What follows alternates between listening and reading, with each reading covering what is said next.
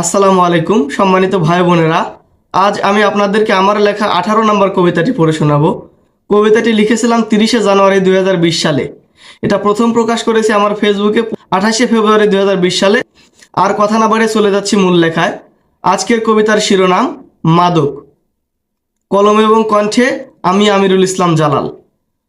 বলতে পারো মাদকে কেন এত আসক্তি? কারণ ইহাতে আছে বাজে শক্তি। বলতে পারো মাদকের নাম কেন হলো বাবা? কারণ বাপের অবাধ্য সন্তানই খায় কেবল ইয়াবা। বলতে পারো মাদকের নাম কেন হলো ফেন্সিডিল? কারণ নেশার উপাদানের সাথে আছে তার মিল। বলতে পারো মাদক হিসেবে কখন খায় গাঁজা?